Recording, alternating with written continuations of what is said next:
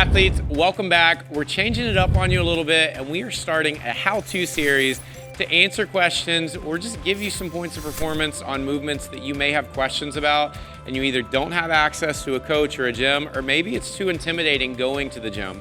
So we got your back. We want you guys to be interactive with this and give us feedback on movements you would like to see and questions that you have on particular movements.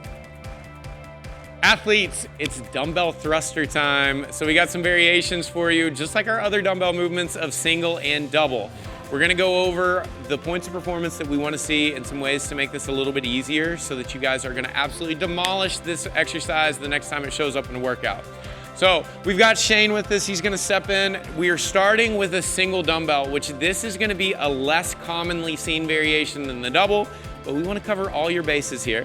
So what Shane is gonna do is that he's gonna stance himself out to where he would normally squat at. He's gonna take that dumbbell up to the outside of his shoulder, and then he's gonna give us a squat, and then he's gonna send that dumbbell up overhead. He's gonna go ahead and give us 2 more reps on this side and then 3 on the other side. When we're going through thrusters or any overhead movement, we wanna momentarily pause at the top, take a breath in, and go down with that air so that we can keep ourselves stabilized. Let's go ahead and bring the dumbbell down for just a second. Now, with dumbbell thrusters and with thrusters, the front rack position is the biggest limiter for everyone. So with Shane, annoyingly so, has great front rack mobility, so he can hold those dumbbells in a position to where they are almost completely horizontal. For athletes that struggle with keeping that position and you feel yourself being pulled forward, you can utilize letting that dumbbell hang to the outside of the shoulder but still be supported. So Shane's gonna bring that dumbbell up, and you can see that for him, this is gonna be his position he would normally maintain. We've got it nice and horizontal. Now transition to that outside rack there.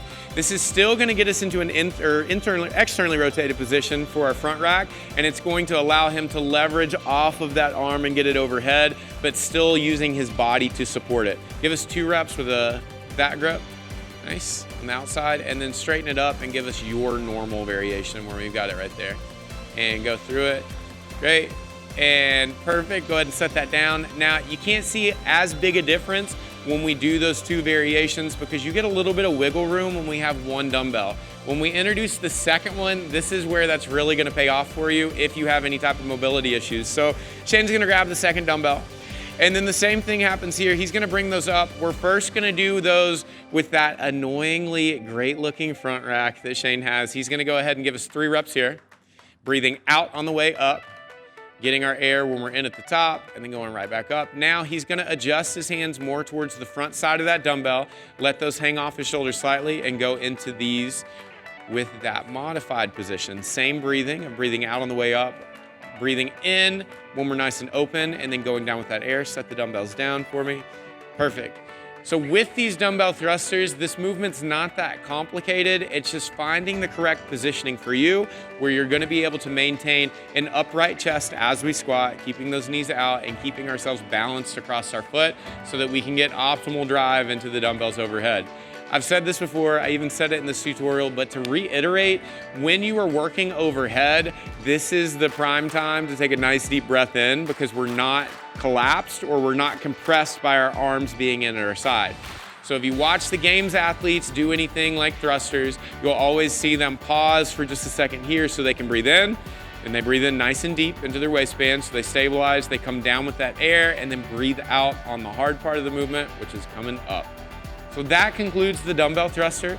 We hope that you guys learned something. If you got a question in particular about this movement, or you want to see a movement we haven't covered, throw it in the comments below. And as always, be good, be kind, and join us again for another great day of how-to videos.